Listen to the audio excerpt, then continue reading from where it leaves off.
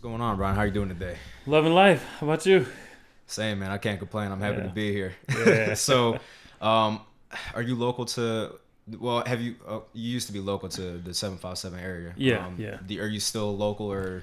So I'm back and forth. Okay. Pretty much, I moved to South Florida after I got out of the military. Mm-hmm. I started a festival down there, and I was like, you know what? I wanted to just be there, and Miami's been real good to me, right? Right. But 757 was real good to me. Mm-hmm. And so I said, well, why not be in both places? So now I'm pretty much back and forth between Miami and this area, mainly Newport News area. Okay. So, Nice. yeah. So, for those that don't know you, what do you do?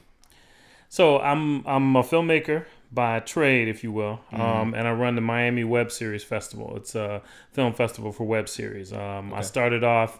Starting the film festival was kind of part of as I was going through school. I went to William and Mary Law School, and I was like, I want to be a deal maker. Mm-hmm. And so that's kind of how it happened.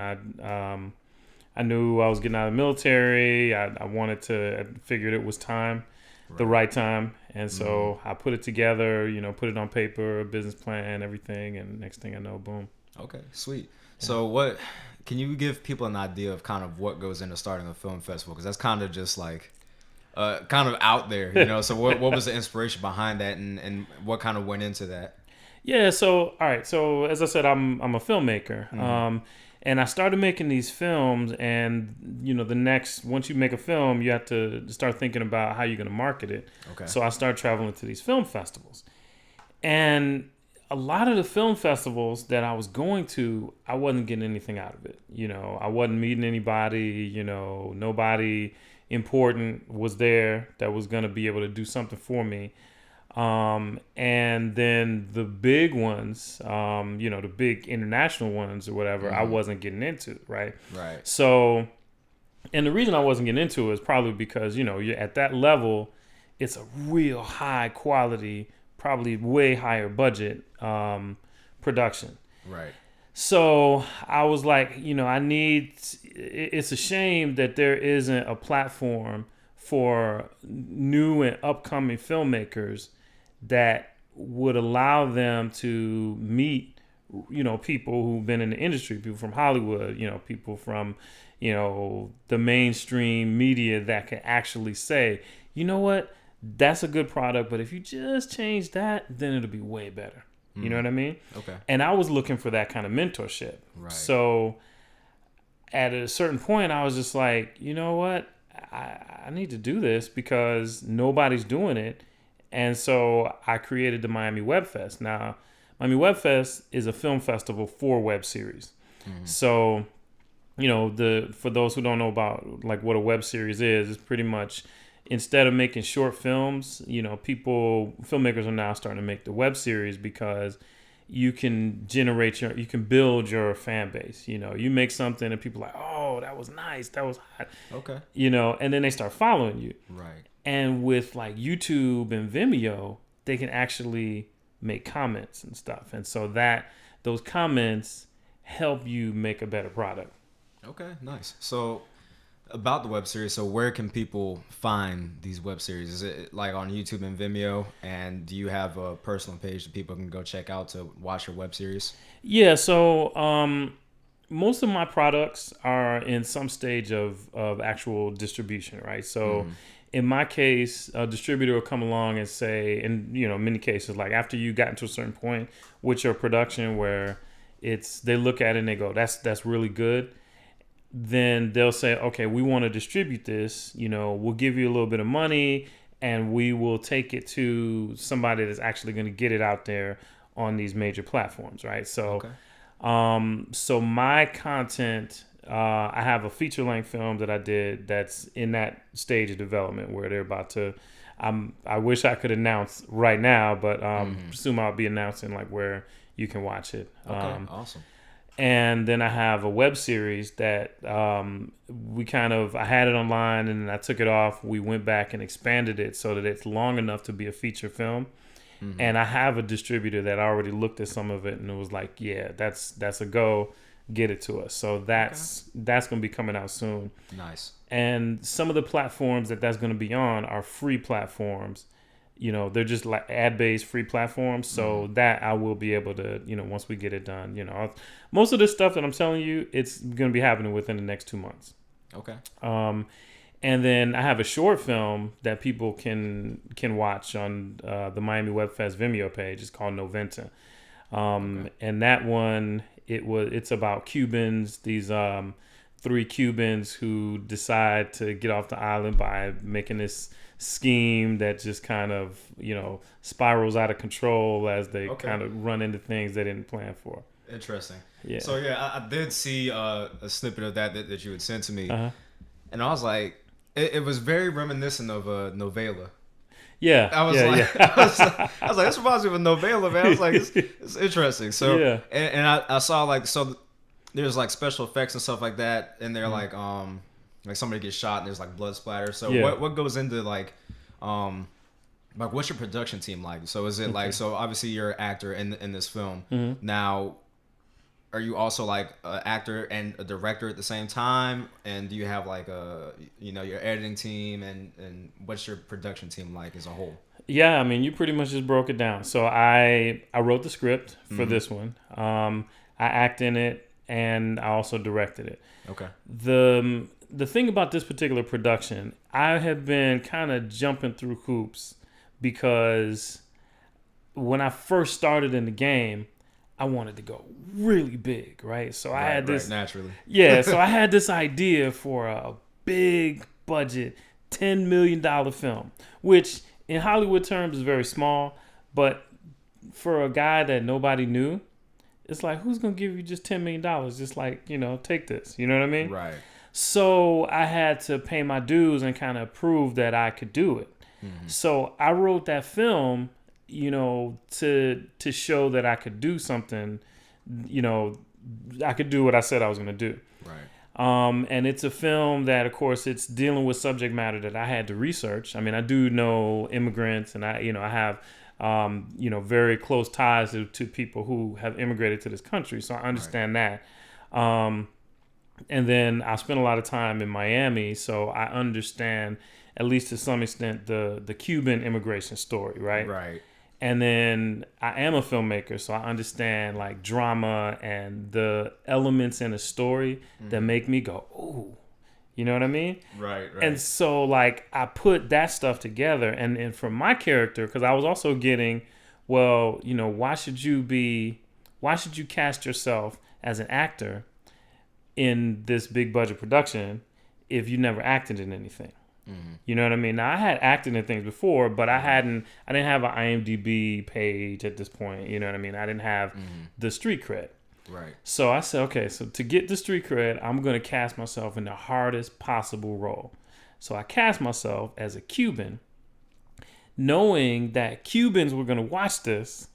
You know what I mean? Right. So the level of pressure was way up here. Right. I was learning. I mean, YouTube is a good teacher for accents and stuff like that, right? Because I'm looking at just raw YouTube video, people that went on vacation and they're talking to people, and you know how does that accent go, and then you know people that I knew in Miami, of course. And then the other challenge that I had was I was here. So first of all, we shot in Norfolk. Really? On a boat on 2 boats, actually, 2 different boats in Norfolk. Okay. And all my cast is local from 75. So nice. I had 2 Puerto Ricans who had to learn Cuban accent. It's not that different, but it's different enough. Right, you know still what I mean? A little learning curve because I mean there's differences between the dialect. I mean, and they have their own like slang terms and stuff like that. Exactly. So we were all taking this journey together, and in the end, I mean that film won awards. You know, in won Best Short in the Miami Independent Film Festival, which for me was just like, okay, street cred check. Right. You know what I mean? Nice. Okay. And so, but I mean, every time I do a project, I pick a different there's some people that remain the same, but a lot of times I have different teams because I do it in different places. Like my feature film that I did, that was shot in El Paso, the whole thing. Yeah, so, okay, I'm popping that's around. in Texas, right? Yeah, El Paso, Okay. Texas. Nice. And then the web series that I did, that's an action sci-fi type of thing. And so we shot that in different places. Some of the scenes were shot in El Paso. Some of the scenes were shot in Madrid, Spain. And then, Nice. some of the scenes were shot here in 757. So you had a nice, well, I don't know how, but is considered a nice budget, but I'm assuming the budget was good enough for you to be able to go to record in Spain, or was that kind of out of pocket, and then what comes from that will determine whether or not it was worth it? All right, so I'm at a place right now where everything that I've done up until this point has been out of pocket. I was lucky because, I had a pretty nice rank in the Army, and so I was in a position where I could do some things, right? Right. But I didn't have millions of dollars. What I had was the ability to identify real talented people in front of the camera and behind the camera.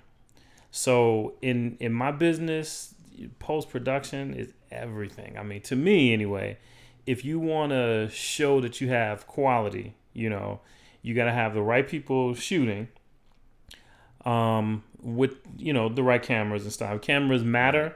The level of technology matters. For example, it's a big difference between like a 7D and something that's shooting in 4K or 5K. You know what I mean? Exactly. So you need that as a baseline. But at the same time, if the person doesn't know how to work the camera, you got a problem. Right. So you need to be able to quickly assess if somebody knows what they're doing. So if you spend that money, whatever money you spend on them, you're getting your money's worth. Right.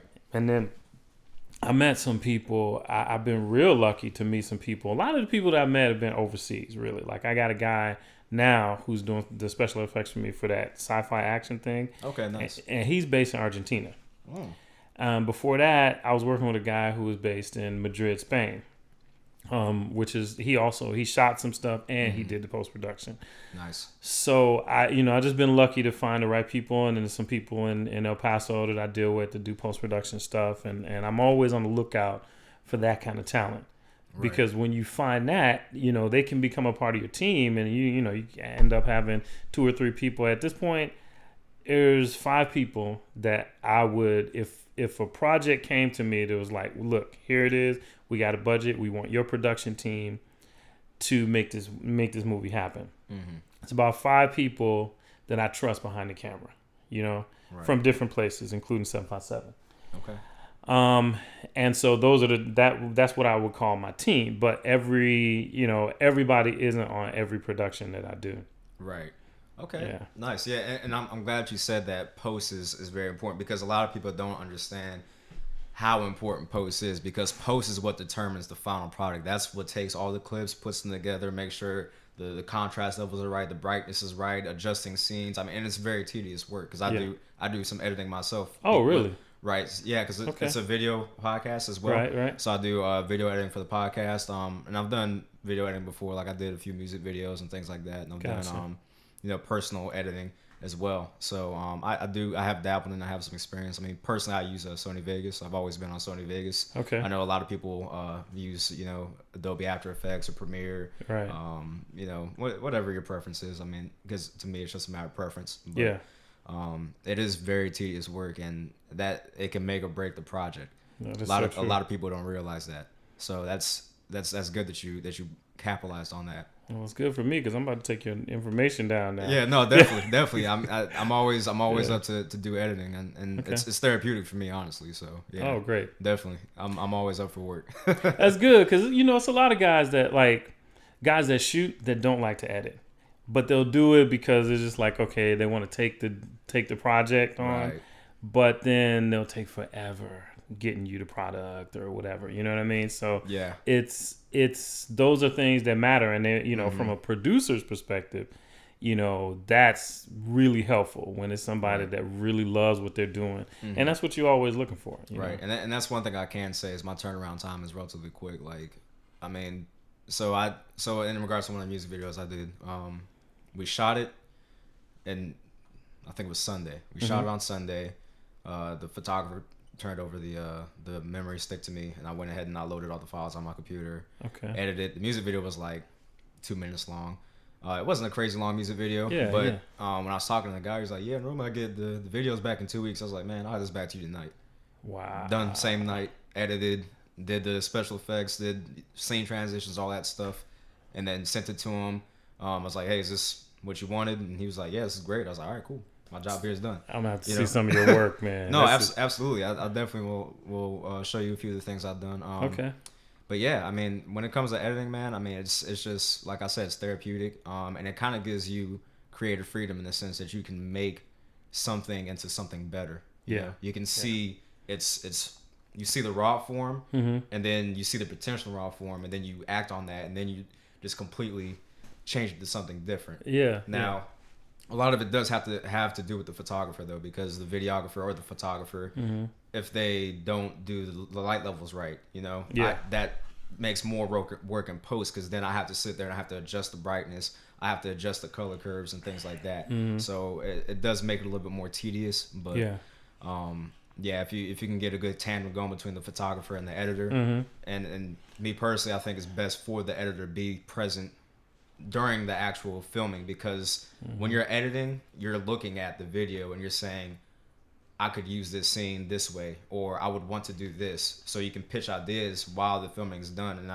I'm not an actor or anything like that, but I do imagine there's a lot of things that are kind of a cappella on the fly sometimes.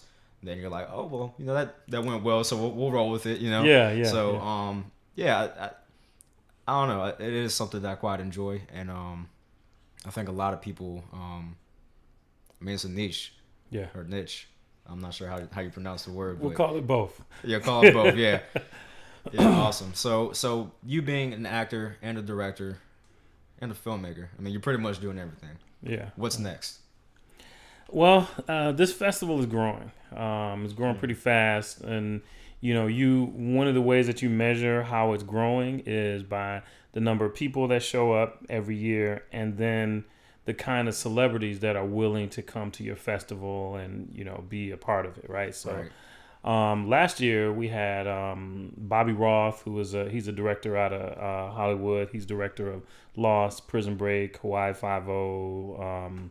Okay. Yeah, the Miami Vice, bunch of other stuff, right? Yeah, you had me at Lost, man. Okay, gotcha.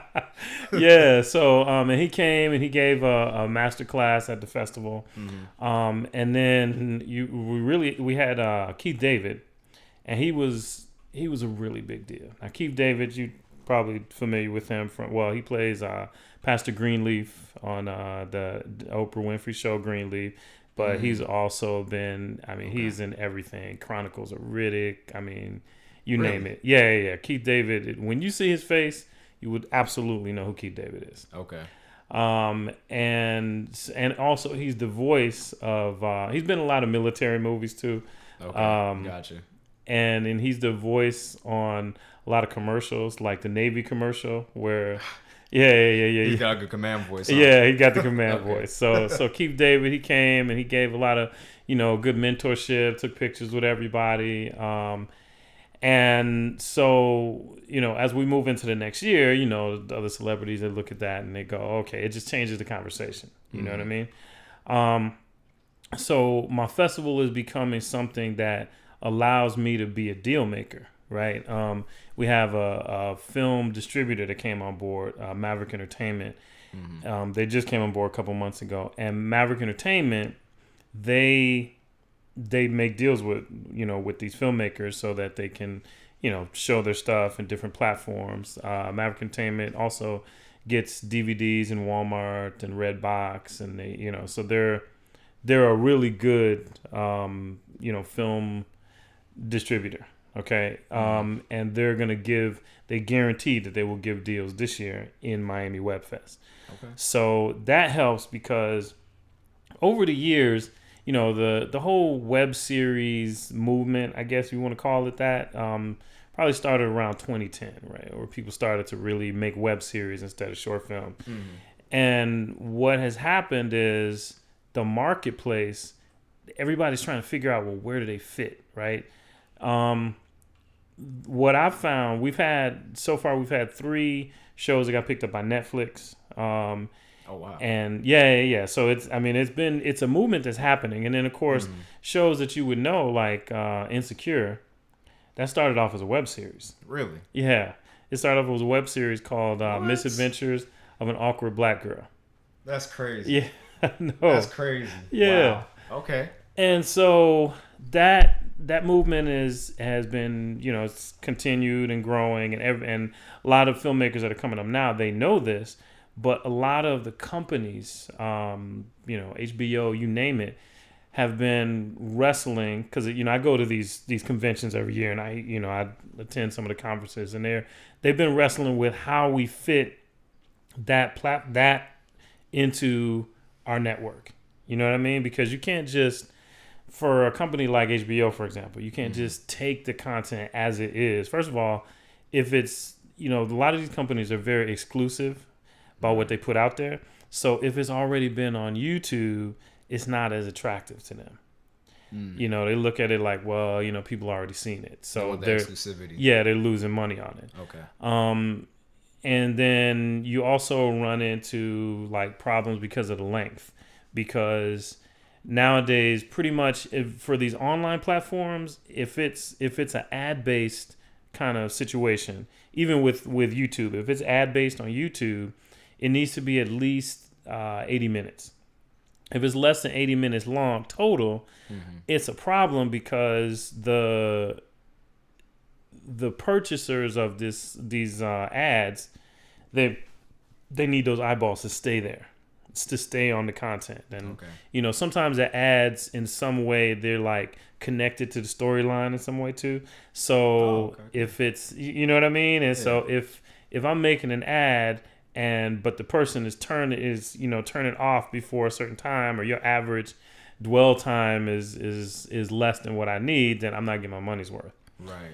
So all of those factors came into play, and what I've found is the ones that are most successful, they take all their content, they make sure their content is like 80 minutes or longer total, even if it's broken up into 5-minute segments, 5-10-minute segments, and then they'll have like one master reel that's basically a feature film. Okay. And so they can promote it as a web series, but then they can sell it as a feature film. So this distributor is doing that. Okay. They're taking these web series, and they don't care. It's not a problem that it has been online already. They'll take it and they'll acquire it, and then they'll put it on their platforms. They got Tubi and Amazon, and a few other platforms that they're using, and then they'll make it ad based, and then they'll get it on DVDs and these different places too. So yeah, all of that stuff is exciting. So when you say what's next for me, it's really just doing more of what I've been doing. I'm starting to get more acting gigs. Like I just came back from Madrid. I was in a feature film action, just spy action feature film where I played a bad guy. Yeah. And it's How was that? It was great. I love playing a bad guy. It's because the people that know me, they know me as, fun loving, whatever type of guy. I'm always smiling. You know what I mean? So for me, when I play a bad guy, people recognize me as a good actor more often than when I play a happy-go-lucky type of dude. You know what I mean? Because that's who you are. Right. It's not breaking the character mold. Exactly. Okay, I got you. So I really enjoy it, and this one was even particularly challenging because it's the guy who betrays the main character, and is, so you get to see this character in two very different lights. And I like to challenge myself that way. Yeah, definitely. Yeah, so I'm starting to get to, my point is I'm starting to get more acting gigs. So, the future for me is more acting, building this festival, continuing to build this festival into what it's becoming. and then more producing. I have a few projects, bigger projects now that I've gotten some distribution for films, it's easier for me to get investment on my films, right? Because you have the track record. Right. Yeah, yeah. At the beginning, it was just like, it was frustrating because, and honestly, I wish I didn't ask. You know what I mean? Because it's like, after a certain number of doors close on you, you start to ask yourself, wow, I mean, am I onto something, or is it, but I realized that the doors were closing on me because they hadn't seen what I could do. Right. So it did motivate me, and luckily, I stuck with it. Okay, nice. Yeah. Now, I mean, just the festival alone is huge. I mean, people don't just go out and start festivals. So, I mean, kudos to you for that. Definitely. I mean, that's phenomenal. Now, being an actor, what are some things that you find that are challenging? Because, I mean, obviously you have a role and you have to play that role. How does it work when you sit there and you're like, okay, how can I best play this character? And how do you, I guess, separate yourself from yourself to become that character? Well, I mean, you have to view it as a job. And, with any job, there's training involved. You want to make sure that you're the best that you can be at it. So I'm always looking for opportunities to train myself, whether it's, self-training through reading and online classes and that kind of thing, or actually going to classes and perfecting my skill and, running lines with people and putting myself in these, stretching my ability. You know what I mean? Right. But beyond that, I think when you're on set and you're given a really tough role, or a role that you don't really necessarily, when you look at it, sometimes you'll look at a script and you say, okay, that's not necessarily the way I would see a character like this behaving. So you have to find a way to connect the dots. You know what I mean? Because somebody hands you a script, that's their vision, right? So I try to recreate that vision as honestly and sincerely as I can. And a lot of times, it comes down to really getting to know whoever wrote it.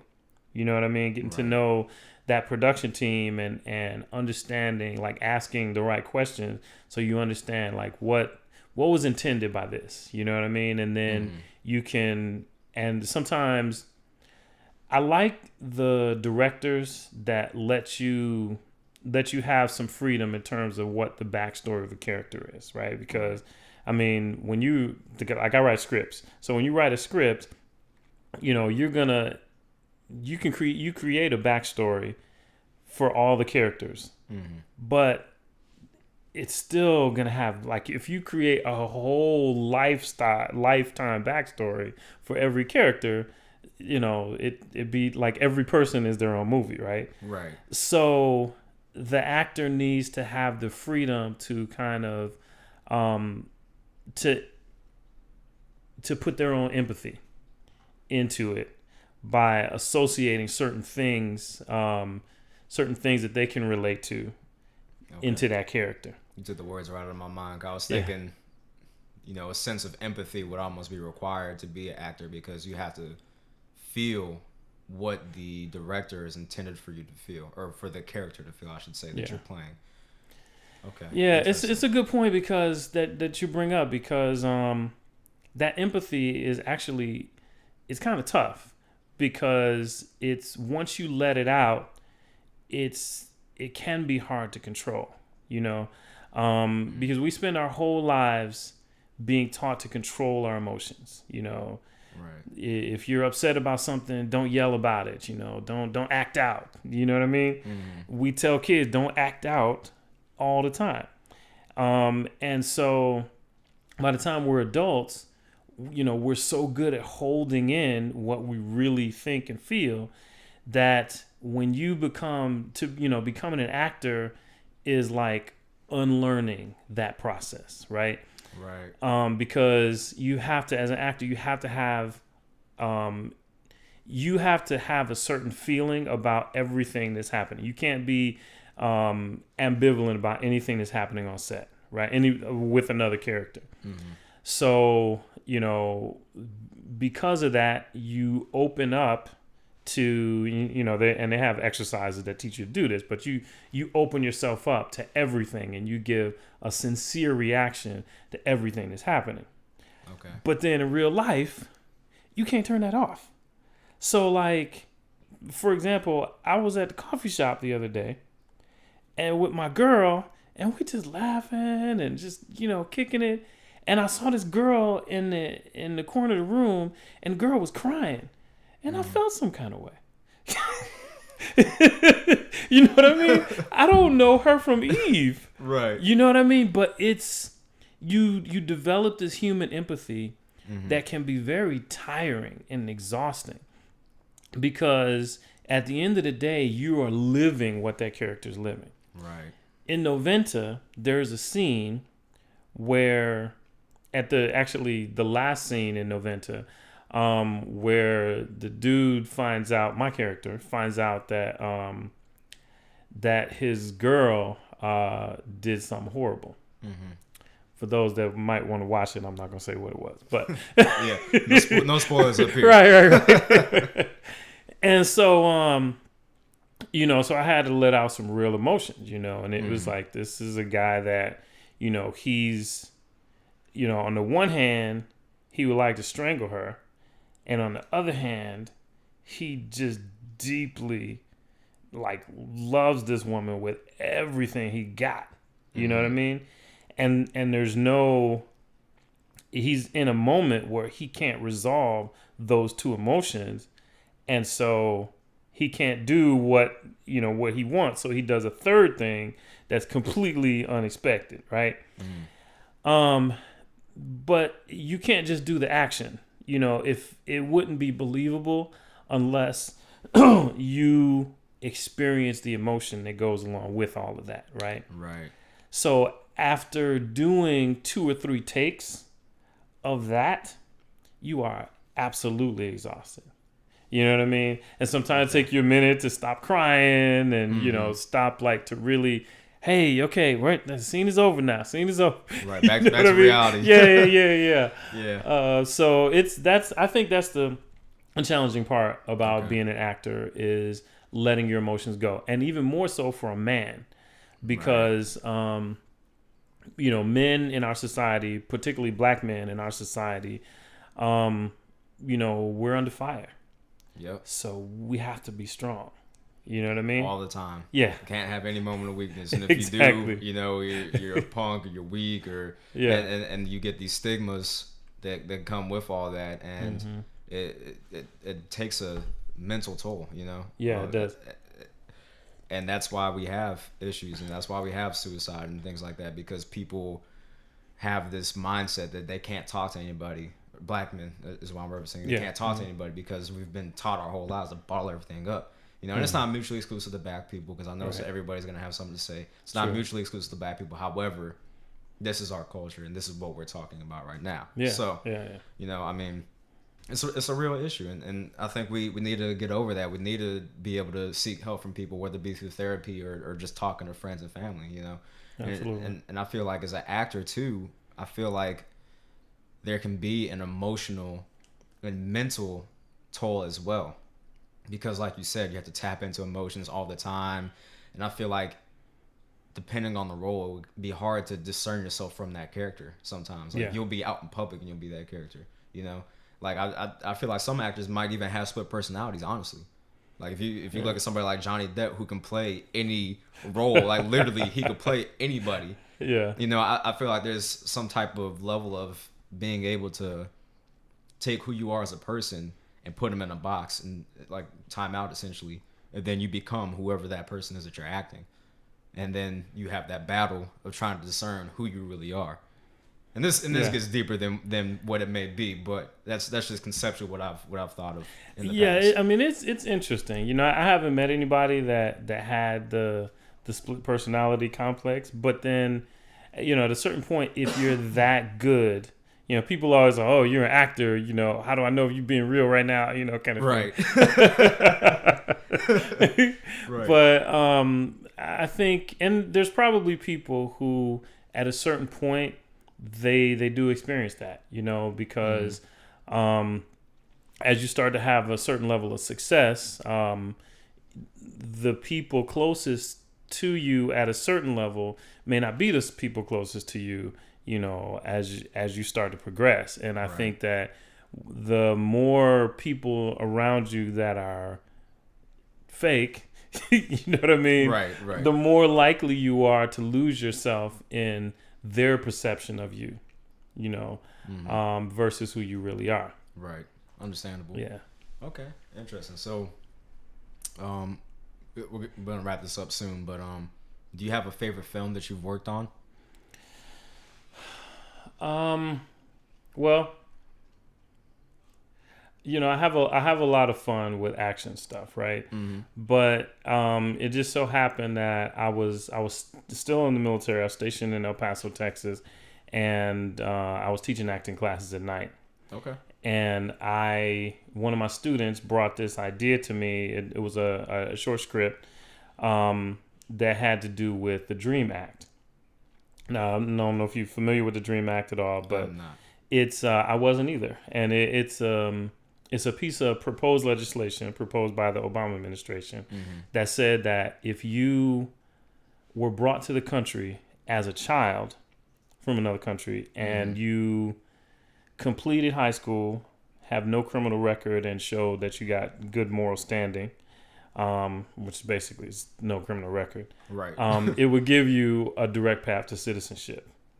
Okay. So, I didn't know about it at the time, and I read up on it. I was like, wow, that's dope. Like, why is this not passed? You know what I mean? And it wasn't passed because of partisan politics. And that was the only reason, And so I went back to class the next day, and I was like, Umberto, that's his name.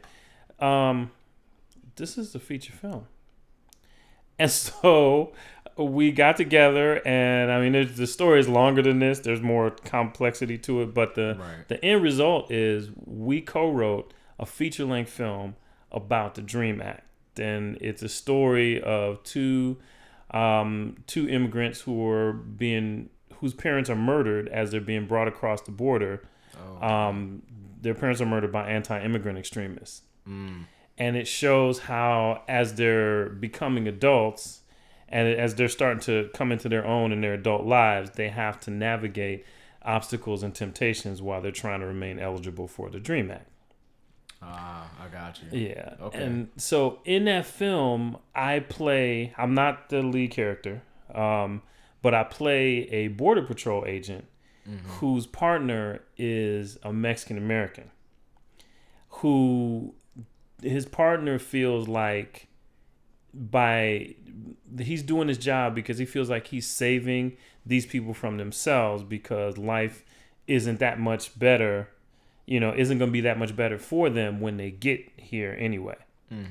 And he's very adamant about this whole thing, and of course he gets a lot of flack from other Mexican Americans because of what he does and stuff. And then my character comes in contact with one of these, there's a male and female, the two lead characters, and it comes in contact with the male character, and gives him a break, and they kind of form this mentorship relationship. And so as the guy is going through what he's going through, as the immigrant is going through what he's going through, on a parallel track, my character is sort of watching and understanding and becoming more and more empathetic to what he's experiencing. And so that's kind of the way the storyline goes. And I really enjoyed playing that character, which obviously, I wrote that character for myself. So I was able to, for me, it was important because I really wanted to tell the immigrant story from a non-immigrant perspective, right? It was important to me to make, because I obviously, and I'm not an immigrant myself. So, I think that, but of course I know a lot of immigrants, and I feel like if you don't see really experience something, it's hard for you to really get it. You know, it's hard. It's easy to say, oh, those people over there. But when it touches your life, that's when you get it. And that's when all of a sudden, the lights go on. So, my hope with that film, when it, does come out, is that the lights will go on for a lot of people. Okay. Do we have a date to expect that? Because I'm interested in seeing that myself. That's a really interesting story.